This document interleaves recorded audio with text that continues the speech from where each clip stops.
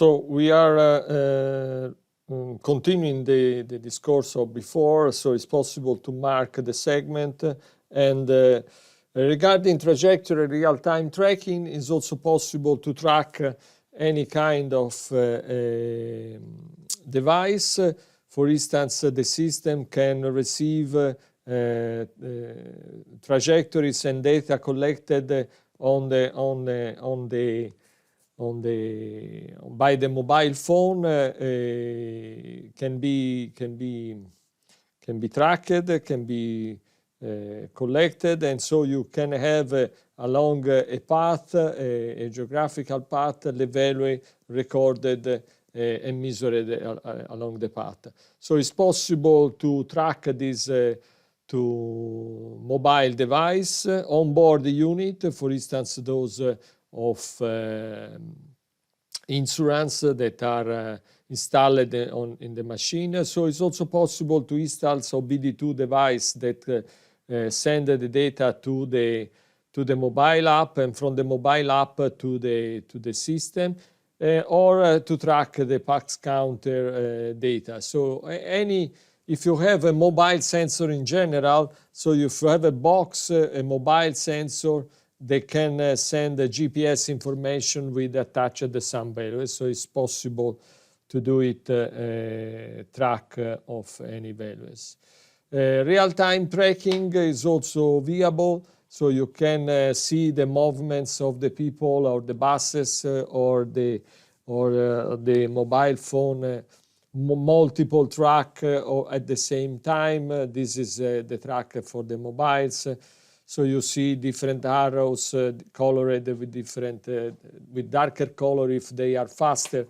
We see here the path along the highway, while in the downtown there are some people moving slowly, for instance, by walking or a middle way by cars and so on. So it's possible to understand how the people are moving inside the city. This is very useful rescue team, very useful to understand how the people are using the city. So for dashboard intelligence, so you know that we have stated that the front end has a user, is the user interface, but behind the front end you can have your IoT application for data transformation, but also for reacting. So if you click on the button, you send a message inside the workflow. And if you send out a message here, it can be visualized into the dashboard as well. So it's possible to really create and define the logic behind your user interface. This is an example of a dashboard for the operators. There is an operators in the mobility room in which it's possible to control the speed limit or the traffic light, so to make the green longer or the red shorter. And the operator on the vehicle is also acting on some of those requests and monitoring the velocity, the speed limit that is valid in his position. So it's possible to implement this kind of scenario with exploiting the flows implemented with as IoT app that are collecting, for instance, clicks and sending the clicks on the semaphore system, just to have the changes and to receive the request of making the green longer and the red shorter. And so it's also possible to make a request to the Smart City APIs to collect information regarding temperature and humidity and bring them inside the dashboard as well. So it's also possible to visualize the traffic, the speed limit as in this way. So this is all event-driven. So every time that something is going to happen on this variable, is the new message is sent to the tool for visualizing, and also to the user with that user interface. So everything is event-driven, not polling. and so on. So behind this example, there are a number of flows for managing the semaphore, for managing the digital display, dynamic display, and so on. This is another example for the smart bed for dynamic changing the value. So it's possible to send to the widget dynamic value, so values that are not collected from the storage, but just temporarily created and sent to the user interface. So it is possible to have behind the dashboard IoT application. They are realized using Node-RED plus Snap4City library. The Snap4City library is an official library of JS Foundation, can be installed, downloaded, and installed on your Node-RED in any platform you have. So it can be used in Windows, Linux, Raspberry, whatever. You have a Node-RED, you can install the Snap4City tools free of charge, all open source again. You can create a network of dashboard connected to a number of IoT apps and a number of IoT devices that could work in a data-driven manner through secure connection. So the dashboard can, at each dashboard you can attach a chat room. The chat room could be set up, has to be set up by the owner of the dashboard. And if the chat is activated, you can click with this kind of icon, and clicking on the icon, you see the chat status. If you have a new message for you, the icon became red, and you click and see what is going on. You can post on the chat images. You can discuss about the critical issues on that specific chat. As a chat manager, the root administrator has the possibilities to see all the chats and thus to manage, to moderate, to do what is needed to be done in those cases. You can invite as a chat owner, as a dashboard owner, and thus a chat owner, you can invite to discuss to the chat a set of users registered, regularly registered on the platform. So, and they are going to receive a notification in that ways to be involved. So another ways to interact with from the system with the rest of the world is through the notification. So you can set up the notificator to send you an email when critical conditions are occur. This is a features that is typically exploited when the Snap4City is installed on premise. While if you would like to have similar functionalities from cloud, you need to send a notification by using an IoT app. So we suggest this because the notificator is a tool that is very, let's say, is a tool at root level. So when you set up a control room, this is again Nardella. Please remind that each dashboard is connected to a number of them.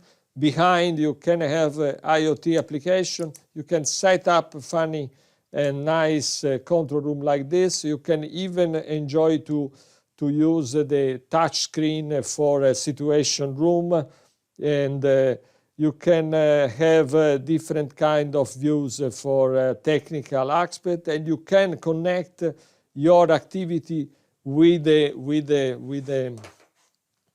let's say with the maintenance tool for ticketing management and reporting. So you can manage critical events with the ticketing management and with a personalized with workflow. You can define a workflow. You can decide to activate a certain workflow from some events that you detect directly from the field, and so your workflow would be activated in those cases, or maybe harming up or inviting the rescue team or the team to the maintenance team to eventually perform some activity. You can interact with the user interface to close the ticket again, and this would be reported in the dashboard, and so you may have a closed loop with the maintenance also. In terms of maintenance, you can also exploit the business intelligence tool for maintenance that allow to put together the information regarding the all maintenance activity you performed on the ticketing system that we have shown before, and putting together the activity versus the consumption of resources, or the energy consumption, or the production process performed. This is an example of Altair Industry, which is a chemical plant in which we have developed that part. So it's possible to produce these dashboards, obviously. For the production of these dashboards, there is a special tool, a special context in which the user can exploit what is called the dashboard wizard, which is a tool for clicking and selecting, let's say, the single data and create your dashboard in few clicks. You can exploit a large number of widget collection. They are represented by icons, and you can enforce inside your dashboard not only widget representing data, but also micro application and also external service. So micro application, external service, custom widget, and widget collection in general can compose your dashboard, and you can save and public or delegate the access to the other people. You can have behind your dashboard some IoT application for adding some intelligence or logic behind the dashboard. This is an example of the templates. When you create a dashboard, you can decide to have an empty dashboard and then compose each widget by using the wizard, or you can start from some templates that create the dashboard for you with the elements already, with the groups of elements already set. The groups of elements could be a selector, for instance, with a map, with the same trend. This is a typical pattern, visual pattern that you may need to enforce inside your dashboard. Another pattern could be to have a real-time value and trend. This is another pattern. Another pattern could be to have events and maps, or to have external services and a target. So there are several of these kind of patterns that you can be interested to connect. You can even start to create your dashboard from the IoT app, or you can start from here and decide to connect what you have already in place in some IoT app. So this is an example from the wizard. I select some lines here, and automatically the tool is going to filter which are the graphics layout, and then with a few clicks I obtain this kind of views. This is an example of the wizard. We have here the collection of the different kind of graphics. You can start from the graphics and see which kind of data are possible for the graphics that you have selected, or you can start from the data and see the graphics that can support their rendering. It can be both bidirectional. So you select the data and start creating your dashboard widget by widget, compounding them and sizing them, changing color, and creating your dashboard. The system also has data gathering that will be described in the section later on in the course. I have just reminding here the all kind of streams that can be used for collecting the data. The architecture allows to get the data in push and pull. So with several protocols according to the several IoT patterns. So discovery, telemetry, inquiries, command, notification. The platform supports all of them as it supports many different protocols. You can also ingest the data from the CCAN, which are open data. And mainly we are moving to really exploit the data ingestion using IoT applications that are Node-RED plus Snap4City library. We are still compliant. We have in many cases also process developed by ATL, Pentao Kettle, but it's going to be, let's say, not very effective since what you can do with the ATL you can do even in an IoT app.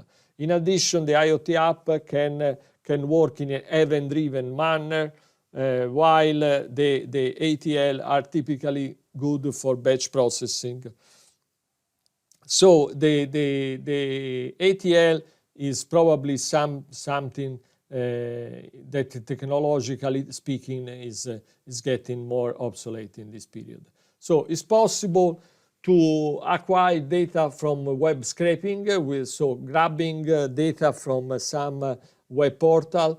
In this case, there is the possibilities to use a web scraper. Web scraper is a visual tool that allows to select which kind of element you would like to bring inside an IoT app, and so the blocks is reported here. You activate these blocks when is needed, and these blocks return to you the data that you decided to grab. So the Snap4City is also interoperable with the Esri, with the GIS in general, and with the Esri means to be interoperable with the ArcGIS. But Snap4City is interoperable in general with standard GIS standard like WFS, WMS for getting data, exploiting data, and also for importing and exporting. So there are several cases which are not depicted here but are discussed during the section regarding the data ingestion. So IoT applications could be even on device. So this is an example of the collection of IoT application. If you have a role of developer, you can create a number of those IoT applications. The IoT application have different control functionalities. This is the look and feel. You can create them. There is a library for creating them. We have already seen some of those nodes. You can compose. This is the collection for the 2020 of the nodes in the Snap4City library. There are two libraries, Snap4City, one for basic blocks, for basic nodes, and the other for the advanced, for developer. Here are reported all together, are divided in a search for developer, mapping, data analytics, big data, and CCAN, IoT, application management, search, and data for Snap4City, data utilities for accessing to the information of services on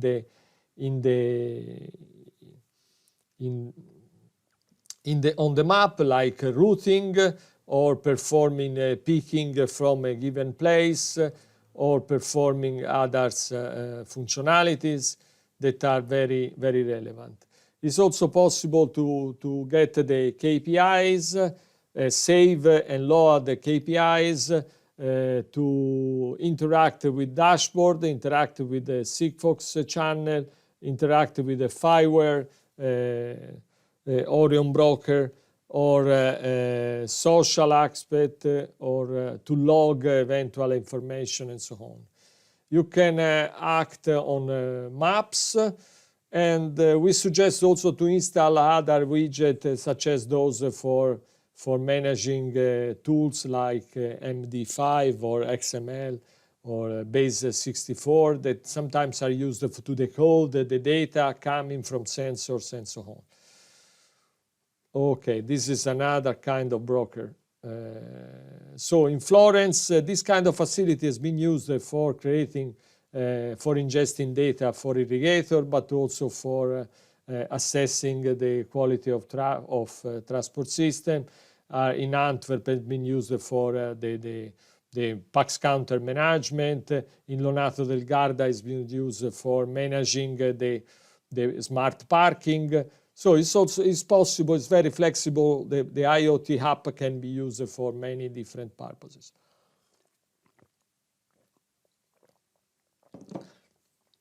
Snap4City also provides a number of devices which have been developed in open hardware and open software.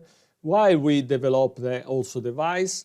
Because we enforced and created the open source code which can be used in Arduino or ASP or Raspberry or other devices to create a secure connection from device to the broker and to the gateway. So this part of the tool is open source. You can use in your device. You can create your device for connecting them to the rest of the network. We are not going in deep in this case. We are presenting this aspect in the section regarding IoT.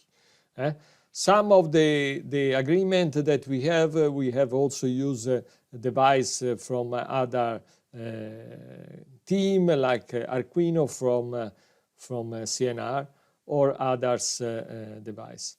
It is also possible to create a mobile app by exploiting the Snap4City suite of development kit for mobile app. These are some snapshots of the mobile app in place in Tuscany, Antwerp, and Helsinki. So the mobile app is a bidirectional device. You can collect the data from the field like GPS position, selection of menu, views, what the people have clicked, how they access to the dashboard, which kind of information they have searched, routing, ranks, comment, images, loaded, subscription and notification. So the user can subscribe to be harmed when they move in an area in which there is overpollutant or in which at some point they mark are above the threshold, the typical threshold in the standards.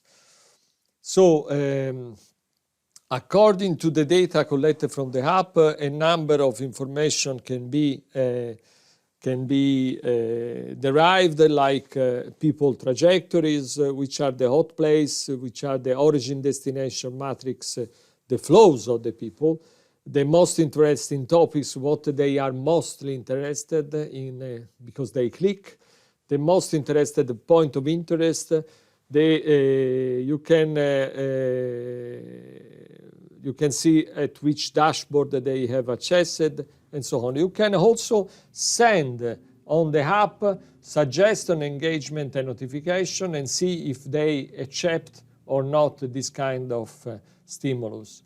So it's possible for the user to track themselves to see how they moved or how move their friend. So the user can exchange each other the possibilities to tracking their position. This is a very interesting stuff when people are having the vacation together and moving in the city. For instance, a family is split in two parts and the husband and daughter is moving in a part of the city and the wife and brothers and son are in the other part and they need to meet together and to understand where they go just to meet again later on. So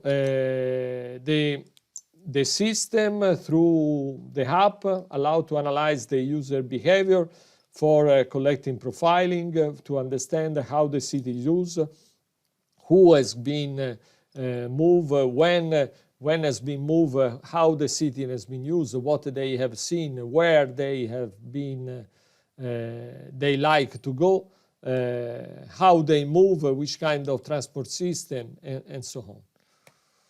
This is an example of scalable origin destination matrix you have seen before, hot places and trajectories in Florence, etc. So it's possible to engage the users with stimulating virtuous behavior.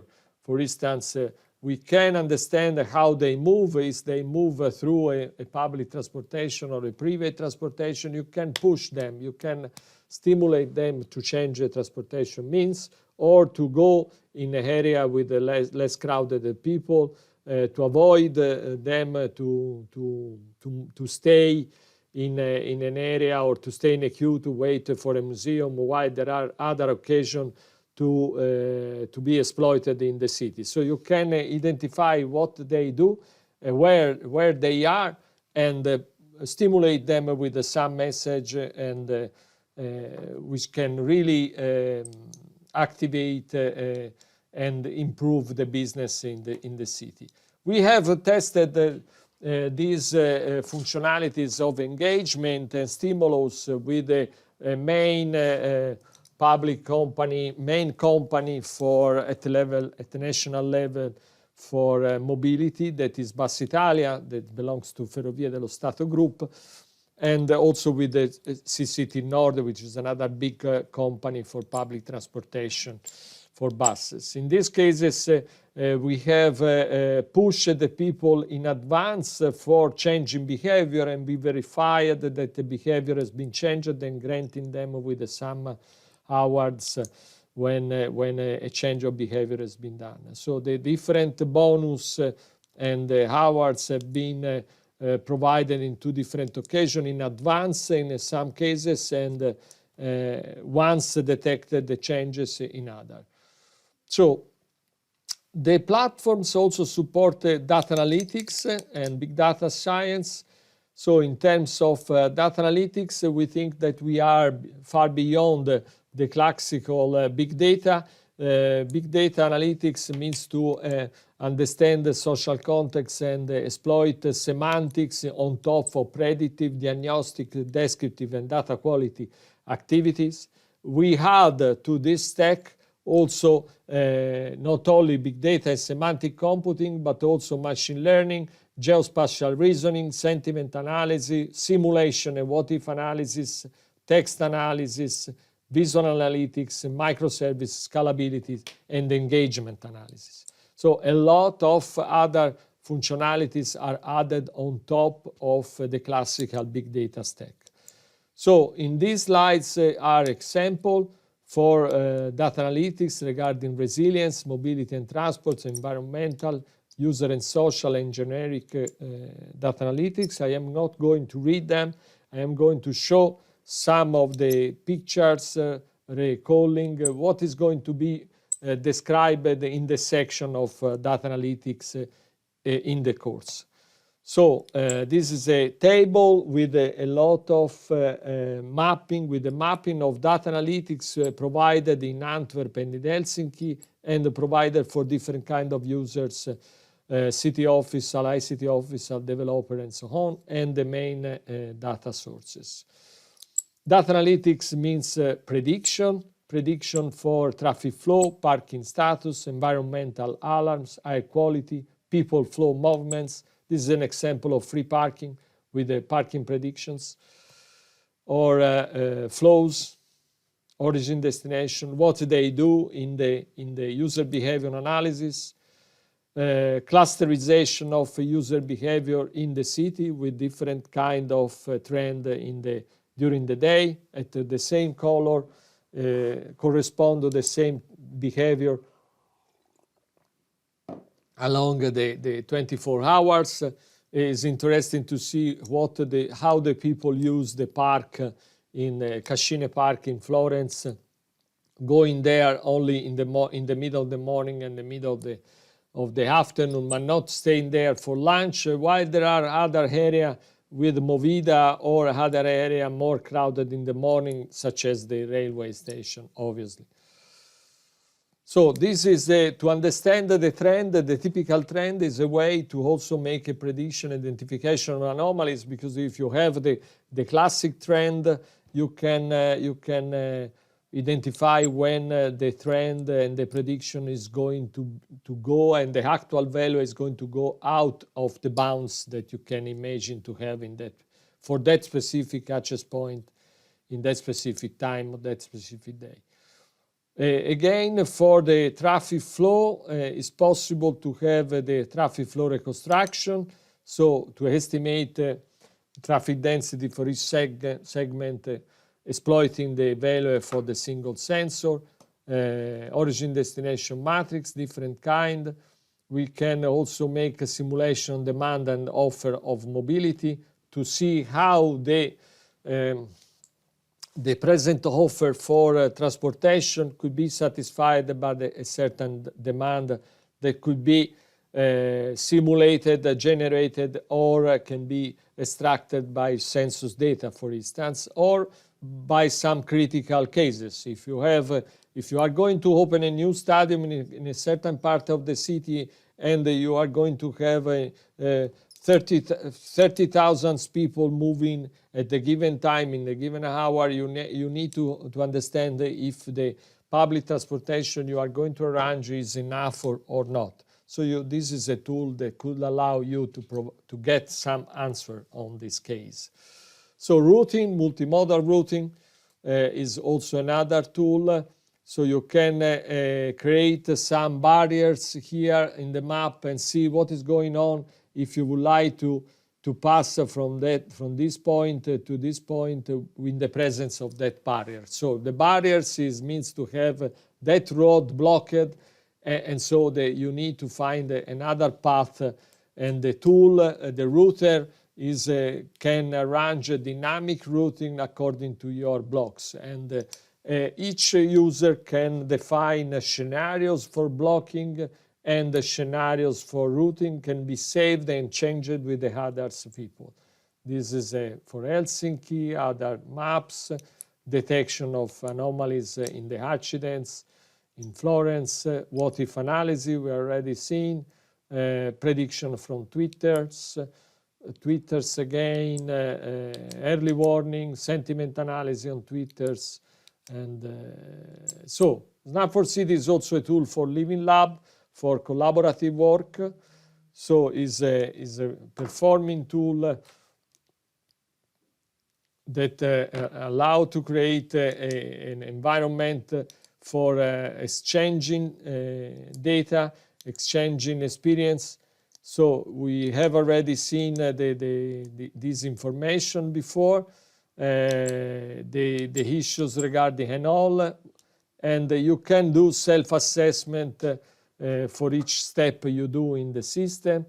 You can develop hackathons in the platforms. The hackathons are well supported. We have already developed a number of them, and the developer are going to access to the segment of the data regarding to the city you would like to expose to them. So you can control which kind of data can be accessed for them, and which others data are not would not be accessible for their development. So these are examples of the data exploited and the application that have been developed in the hackathon in Helsinki and Antwerp last year. So there is in place a development life cycle that we suggest when you would like to create your smart city, or you would like to create your smart city elements, or you would like to create a mobile app. So the development tools are well formalized. I am not going to describe all of them. It will be described later in the other part of the course. Each of those tools is well supported and integrated with the others, tools for creating and connecting IoT elements in your system, tools for developing IoT application, tools for developing ATL process, or tools for developing RStudios or Python, tools for developing dashboards, tools for developing mobile app.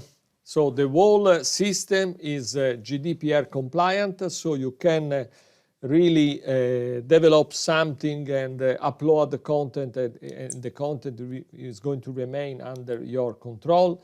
You can audit who hatches to your data. You can remove the hatches to your data as well. So you have a full control according to the GDPR.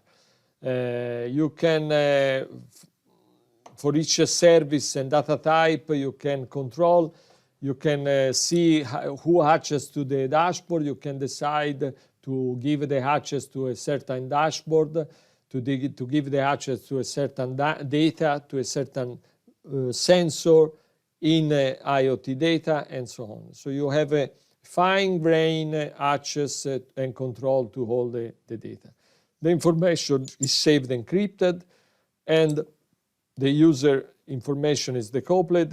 You have access to your personal data type and see all the information related to your data that the system collected for you. We have also passed the verification of GDPR versus Snap4City according to different criteria that are reported on this slide as well. So, signed consent, user profile, data type as private, as default, right access for elements, and so on. So this has been verified by Antwerp, Helsinki, and Copenhagen when they assessed the house and the final iteration last year in September 2019. So Snap4City is presently involved with KM4City, former KM4City, in a number of projects. You have seen the roadmap. We have already discussed a bit the roadmap. I am not going to remind you this roadmap, but some of those projects that I am mentioning now are listed here in the roadmap. So I am just browsing some of them. C-Mobility is a national project, or mobility and transport, with more than 40 months of project with the 13 millions of euros of budget, more than 30 million euros of budget. Many cities in Tuscany and outside worked on the platform. It is the platform that generated the KM4City ontology and model. With the aim of aggregating all data, it has as a aim the sustainable mobility and enforcing virtual stimulus to the engagement to the user to go towards a more sustainable mobility. Replicate project is another big project of the European Commission with more than 30 million euros of budget, involve San Sebastian, Florence, and Bristol. For the Florence area, about 10 millions. We are reported as partners in the list, and in this case, we have provided the dashboard builder system, and we are providing for Florence municipality and city the smart city control room and infrastructure. So we collect the data coming from energy or other sources as well, and we bring those data on the dashboard. In Resolute, we created the European Resilience Management Guidelines and tools for making resilience the city and the transport system. In Ghost, we define a strategic governance of the smart city. We supported the University of Cagliari in that aim with the tools. We mainly supported this project providing tools and support to the coordinator of the University of Cagliari. In Trafairs, we have played a relevant role for the whole Tuscany, producing a number of tools for pollutant prediction and traffic flow reconstruction, update, and so on. In Mosaic, we developed the simulator for demand versus software and some mobile app for the connected drive facility. In we have developed the hub for collecting the waste electronic equipment material. This is an example of the hub that includes calculators that allow you to understand the value of what you are discharging. In Smart Garda Lake, we are supporting the whole Garda area for creating new smart solution. For 5G, we are supporting the 5G experiment with the platform, with the Snap4 industry platform derived from Snap4City. And in this case, in 5G, we have also developed the integration from industry and smart city in the GDA plant. In Altair, we have the chemical plant monitoring for pollutant, and we are passing now to create also to manage the maintenance aspect and so on. In Herit Data, we are supporting a number of area and city for collecting information regarding tourism and culture and monitoring key performance indicator with respect to the data collected from the field. Herit Data is an Interreg project that has a number of partners in the whole Europe, but we have in this case 6 different pilots. I have a few slides regarding the comparison with other platforms. I am not going in deep, so you can see this table, the comparison with other platforms regarding the indexes or features that you are reporting on top. I am not going to describe them, but I given to you as a matter of thinking when you are comparing this platform with the other platform, to take into account the security, the openness of the platforms, the capability, the scalability, the possibilities to have a visual programming, the flexibility in terms of IoT application, the possibilities to reuse the data, and the fact that it is open source or not at different levels. GDPR compliance is one aspect, so you can access to a number of documentation, and I have some acknowledgement to provide. What they said about us, so in many meetings we have collected feedback. We are also collecting feedback from this meeting as well.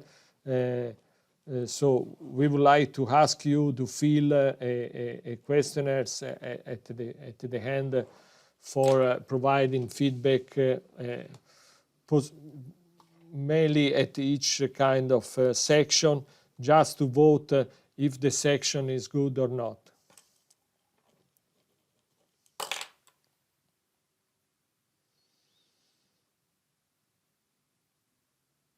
So, list of projects. Thanks. Further reading. Thank you.